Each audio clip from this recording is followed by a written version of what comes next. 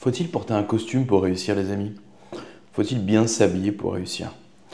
C'est pas exactement la question que m'a posée D9548, mais il a offert une réflexion suite à la vidéo que j'avais faite. J'avais écrit « Il achète une BMW pour ses employés et ses revenus explosent ».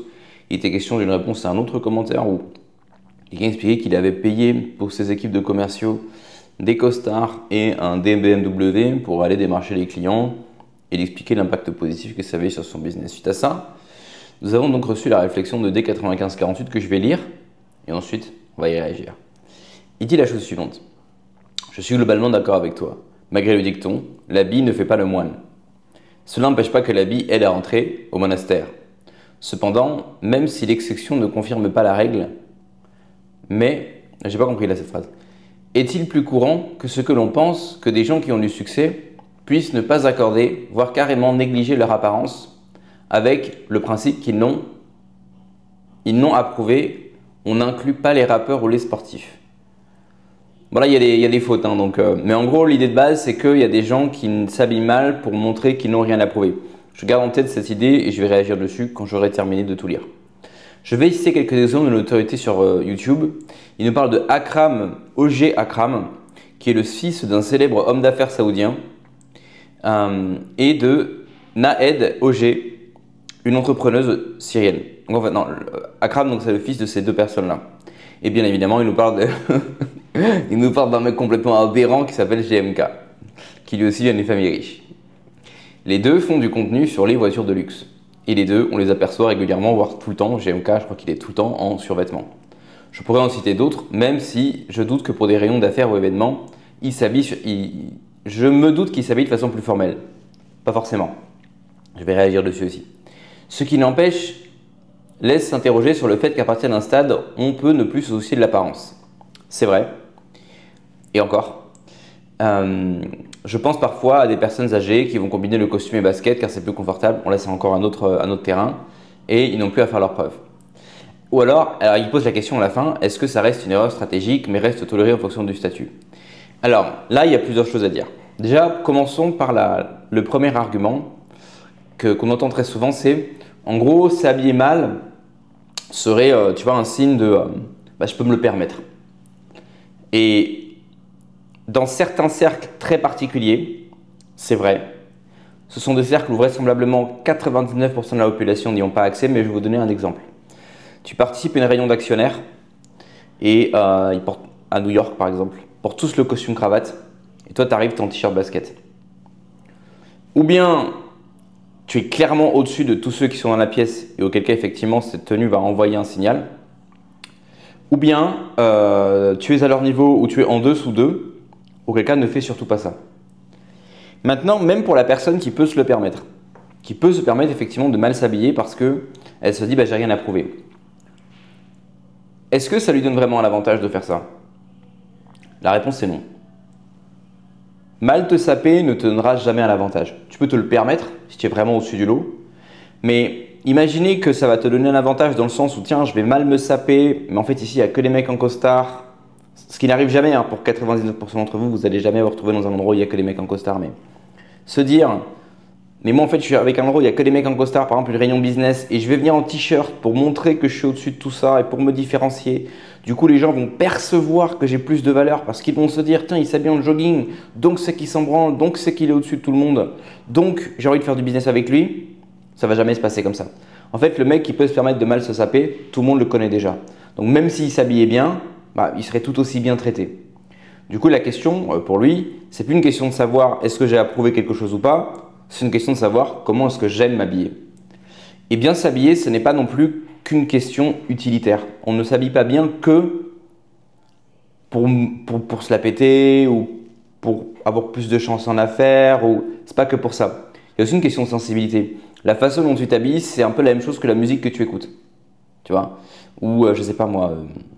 Si tu aimes l'art ou tu aimes quel type de jeux vidéo auquel tu joues, tu vois, il y a aussi quelque chose de personnel dans le sens où quelqu'un qui est très riche et qui peut justement se permettre de s'habiller comme il l'entend, il peut s'habiller très bien, comme il peut s'habiller très mal, et comme de toute façon il est ultra riche et qu'il est ultra élevé dans son cercle social, ça n'aura pas d'impact.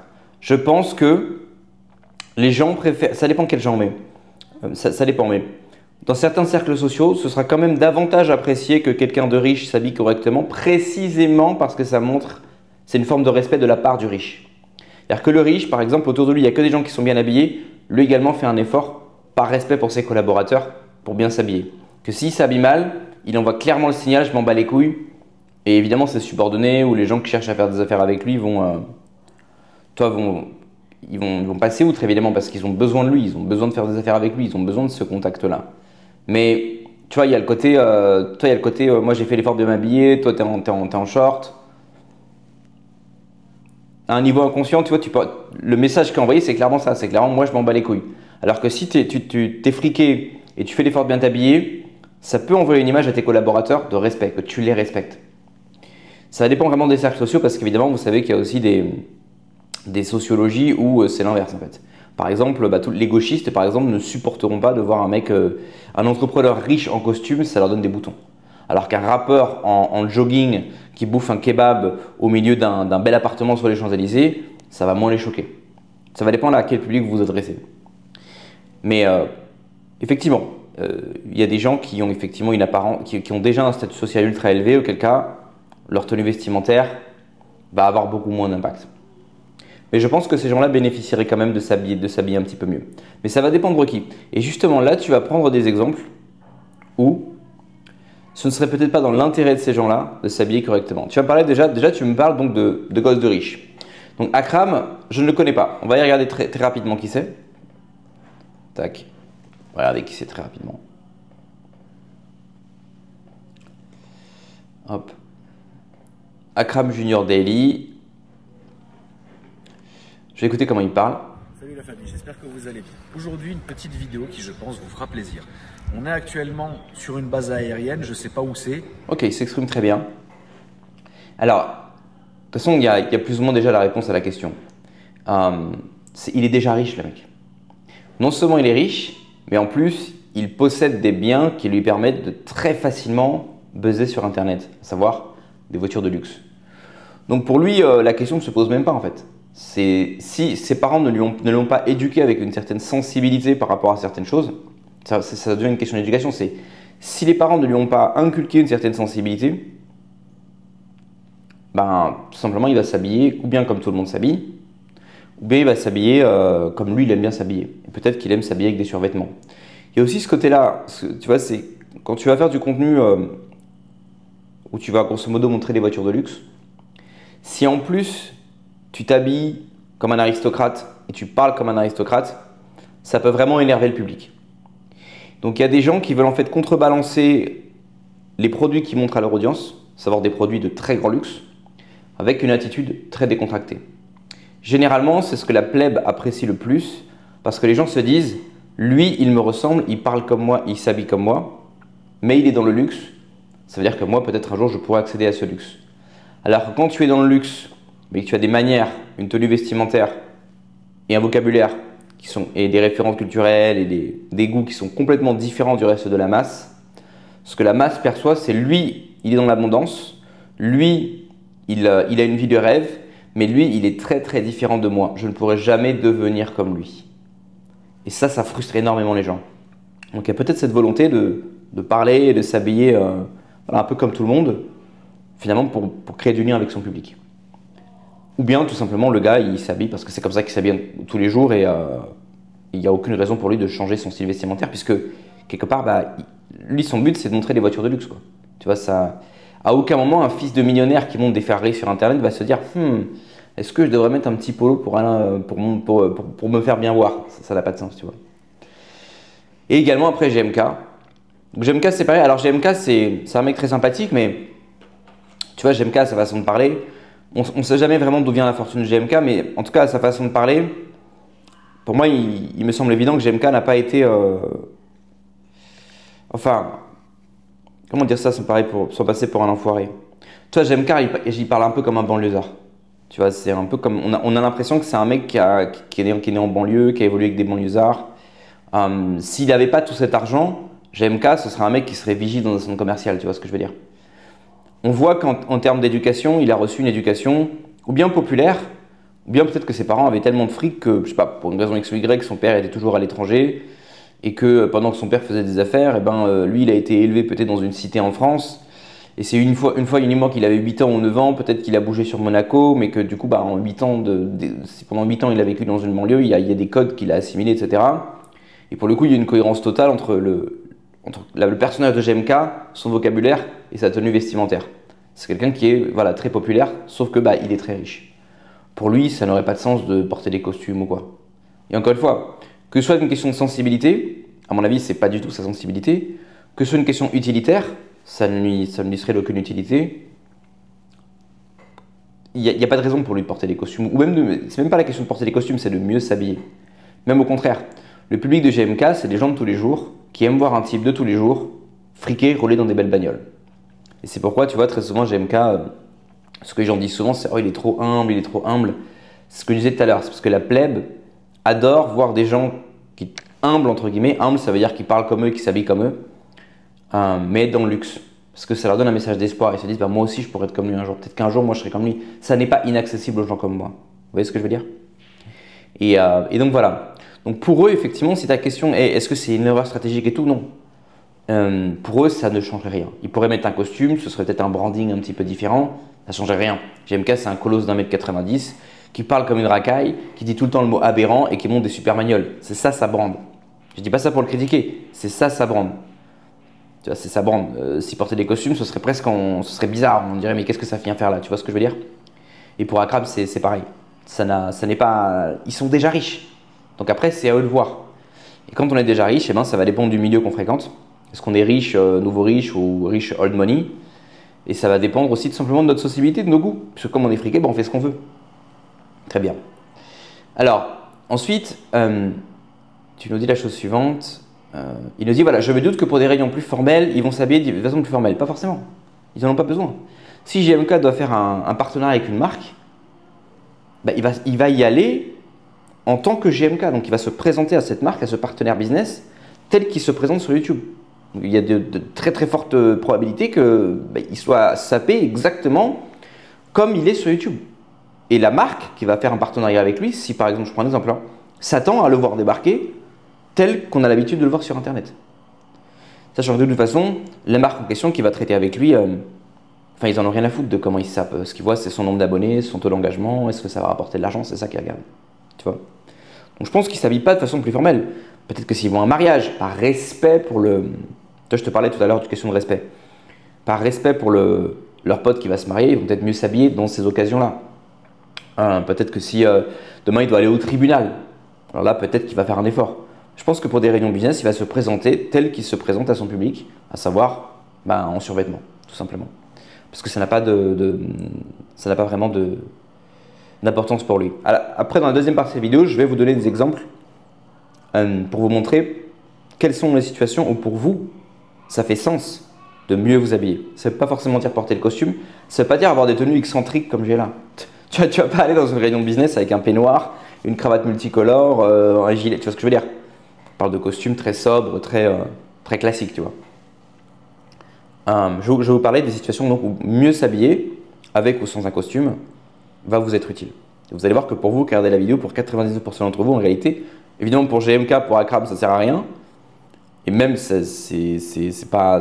Voilà, ça ne sert à rien et ce n'est pas leur sensibilité. Mais pour vous, par contre, que ce soit votre sensibilité ou pas, ça va être utile. Et ensuite, il dit, à partir d'un stade, on peut ne plus se soucier de l'apparence. Oui, tout à fait. De toute façon, quand tu es riche, tu peux ne plus te soucier de rien. Tu peux être insolent, tu peux être arrogant, tu peux mal te saper. Il y a des choses qui vont mieux passer que d'autres. Généralement, à l'époque à laquelle on vit, en 2025, on aime se convaincre qu'on ne juge pas les gens sur leur apparence. Donc, un riche qui est mal habillé, ça peut passer. On peut se dire, voilà, c'est quelqu'un de simple, c'est quelqu'un d'honnête. Un riche qui est insolent ou arrogant, ça passera quand même nettement moins. Mais il peut se le permettre. Je veux dire, il y a des riches qui sont friqués, ils peuvent se permettre d'en avoir rien à foutre. Un riche peut se permettre de zozoter, il peut se permettre d'avoir des passions bizarres, il peut se permettre de collectionner les Funko Pops. Ils peuvent se permettre de faire ce qu'ils veulent par définition. Mais encore une fois, sur la question de l'habillement, ce n'est pas uniquement une question utilitaire. Il y a également une question de sensibilité et presque on va dire d'éducation. La question du vêtement est aussi une question presque d'ordre moral. Tu vois, c'est pas pour rien si dans les sociétés traditionnelles, le vêtement, ben, c'est un vêtement différent pour l'homme d'affaires, pour l'artisan, pour le militaire, pour le roi, pour le prêtre. Tu vois, chacun porte, pour les hommes, pour les femmes, en fonction du rang social, on a des vêtements différents. Alors, sachant que par exemple au Moyen-Âge, quand je dis qu'il y a des vêtements différents en fonction des rangs sociaux, c'est pas uniquement une question d'argent. Vous savez qu'au Moyen-Âge, vous pouviez avoir dans certains cas assez rares, mais ça pouvait quand même exister, qu'une famille de paysans puisse être plus riche qu'une famille de nobles. Pourquoi? Parce que le paysan, au fur et à mesure des générations, pouvait accumuler énormément de terres et finalement arriver à des situations où, par un coup du sort, il était plus riche qu'un noble peut-être qui aurait perdu une guerre et du coup qui se serait retrouvé dans une situation difficile. Cependant, malgré sa supériorité en termes d'argent, dans sa tenue vestimentaire, il y avait des vêtements des couleurs qu'il n'avait pas le droit de porter. Je crois que le bleu, par exemple, était autorisé uniquement pour l'aristocratie. Donc vous voyez que c'est même, quand je vous dis qu'il y a des vêtements différents en fonction des classes sociales, c'est même pas qu'une question d'argent. Le vêtement, mis à part, et encore, dans la société moderne où tout est un petit peu mélangé, hein, les vêtements, les genres, les classes sociales, tout est mélangé, mais traditionnellement, le vêtement représente bien plus que quelque chose d'utilitaire. Tu vois. Et enfin, tu termines en parlant des personnes âgées. Alors là, c'est quelque chose de différent. Là, c'est pour des raisons de santé. Une personne âgée, effectivement, qui a peut-être des problèmes d'articulation, etc. Voilà, ils vont peut-être avoir des chaussures orthopédiques.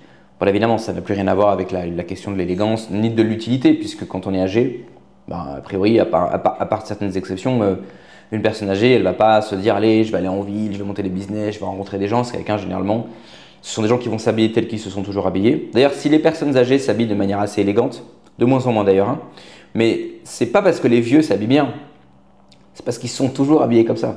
Ça, c'est un truc qui est marrant, c'est que, mettons, il y a un vieux, il a une sape, on se dit « Ah, ça, c'est une sape de vieux ». Mais c'est une sape de vieux en 2025. Lui, quand il avait 20 ans, tout le monde s'habillait comme ça. Pour lui, il s'habille toujours comme quand il avait 20 ans. Bref. Mais donc voilà, pour les personnes âgées, effectivement, elles vont mettre des baskets parce que c'est peut-être plus confortable. Sauf des personnes âgées, peut-être qui sont un peu des dandys, voilà, qui vont faire l'effort, qui ne veulent pas mettre de baskets, mais plus pour des raisons de sensibilité, d'excentricité. Mais après, à un certain âge, quand tu commences à avoir mal aux pieds, tu vas aller faire tes courses, évidemment, tu vas choisir l'option du confort. Alors, là, tu vois, jusqu'à maintenant dans la vidéo, on a parlé de gens qui sont en haut et qui n'ont pas besoin, enfin, pour qui, on va dire, c'est pas qu'ils n'ont pas besoin, mais pour qui mieux s'habiller, ou bien n'offrirait rien, ou bien offrirait un gain très marginal. Comme je l'ai dit en début de vidéo, ça ne veut pas dire que si vous faites comme eux, vous allez déclencher le même type de signal que déclenche. D'accord? C'est pas parce qu'une personne riche peut se permettre de mal s'habiller en se disant « moi je m'en fous, je suis riche, je m'habille comme je veux », quand vous habillez en mal, vous allez émettre ce type d'énergie. Pour une raison très simple. Aujourd'hui, tout le monde s'habille mal. Donc si vous habillez mal dans la rue, un entretien d'embauche, dans une réunion d'affaires avec qui que ce soit, les gens vont pas se dire « Jean-François, il est sapé comme une merde aujourd'hui. C'est sans doute parce qu'il est milliardaire. » Non, ils vont se dire bah, « Jean-François, c'est un random. C'est un mec comme on en voit des milliers dans les rues, dans les transports en commun, dans les centres commerciaux. » Pour l'écrasante majorité d'entre vous, le port d'une tenue vestimentaire plus sophistiquée va augmenter votre valeur sociale et votre crédibilité. Et en fait, je pense que quelle que soit la personne, même des gens très riches, le port d'une tenue plus élégante augmente toujours la valeur perçue. Voilà. Même s'il y a des riches qui disent non, parce que moi je m'habille mal et en m'habillant mal, je montre que je m'en fous, etc. Donc que je suis au-dessus des autres. Ouais, mais s'il s'habillait super bien, bah, sans doute ce serait même encore mieux, tu vois. Il peut se permettre, en tant que, par exemple, s'il est dans un conseil d'actionnaire, un riche peut se permettre de porter des tenues un peu plus excentriques. Des cravates un peu loufoques. Tu vois, des costumes avec des rayures. Il peut se permettre des boutons de manchette en diamant. Enfin, je sais pas, tu vois, on pourrait imaginer certaines excentricités s'il veut absolument se démarquer. Ou bien, tout simplement, s'habiller comme tout le monde et de toute façon, simplement, on sait qui c'est, donc ça ne rabaisserait pas son statut social. Mais là, tu vois, c'est vraiment des cas particuliers. Pour la très grande majorité des gens, mieux vous habiller, et là je parle pour 99,99% d'entre vous, augmentera votre statut social et votre valeur perçue. Que ce soit pour un entretien d'embauche, que ce soit vous êtes dans une réunion d'affaires, que ce soit dans la rue si vous allez draguer, quel que soit en fait l'endroit où vous êtes. Alors petit disclaimer, quand je dis mieux s'habiller, ça ne veut pas forcément dire porter un costume avec une cravate. D'ailleurs, généralement, quand des gens veulent commencer à mieux s'habiller, on déconseille de passer d'un extrême à l'autre parce que la rupture est trop brutale et la personne n'est pas à l'aise. Et ça se voit dans son comportement et elle-même, elle ne va pas être bien dans ses vêtements. Ce qu'on recommande, c'est petit à petit, de progresser doucement sur ce qu'on appelle l'échelle sartoriale. Donc par exemple, commencez, si vous avez l'habitude de mettre des Nike Air, peut-être commencer à mettre des tennis blanches, tu vois. Si vous avez déjà l'habitude de mettre des tennis blanches, passez à des mocassins ou des espadrilles.